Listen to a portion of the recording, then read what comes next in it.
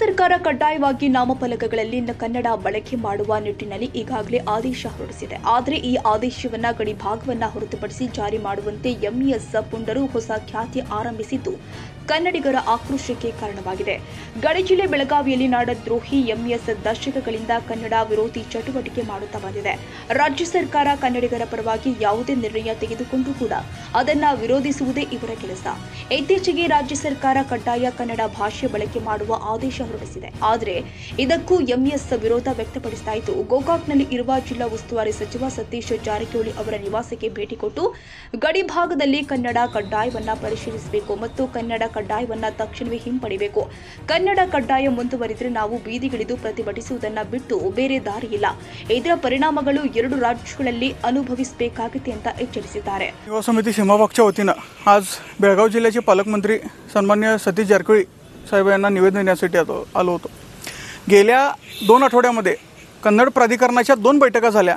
त्या बैठकांमध्ये 100% कन्नड सक्ती करून जिथं महापालिकेमध्ये आणि महापालिकेतले जे कर्मचारी आहेत त्यांची वाहनं, त्याचबरोबर महापौर आणि उपमहापौरांच्या वाहनांवरचं इंग्रजी नंबर प्लेटसुद्धा काढून 100% कन्नडी नंबर प्लेट त्या ठिकाणी लावण्यात आलेली आहे. त्यासाठी ही जी कन्नड सक्ती आहे ही आमच्या महाराष्ट्रानं दावा केलेल्या विवादित 865 गावांना वगळून पूर्ण कर्नाटकात त्यांनी खुशाल करावी, त्याच्याबद्दल कुठल्याही मराठी माणसाला आक्षेप असण्याचं कारण नाही.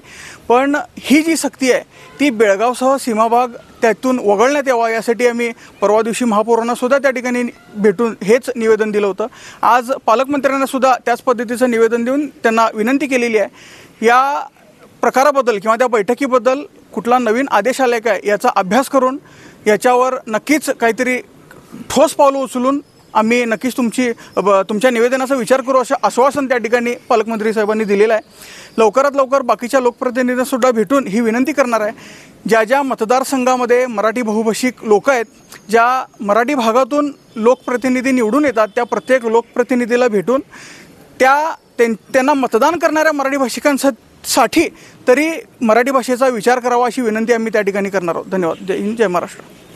ಒಟ್ಟಾರೆ ರಾಜ್ಯ ಸರ್ಕಾರಕ್ಕೆ ಸದಾ ವಿರೋಧಿಸುತ್ತಾ ಇರುವ ಎಂಇಎಸ್ಗೆ ಅದೇ ಸಂದರ್ಭದಲ್ಲಿ ಕನ್ನಡಿಗರು ತಕ್ಕ ಪಾಠ ಕಲಿಸುತ್ತಾ ಬಂದಿದ್ದು, ಈ 60-40ರಷ್ಟು ಅನುಪಾತದಲ್ಲಿ ಕನ್ನಡ ಕಡ್ಡಾಯ ಜಾರಿಗೆ ತಂದಿರುವ ನಿಯಮವನ್ನ ವಿರೋಧ ಮಾಡ್ತಾ ಇರುವ ನಾಡದ್ರೋಹಿಗಳಿಗೆ ಸರ್ಕಾರವು ತಕ್ಕ ಪಾಠ ಕಲಿಸಬೇಕಾಗಿದೆ.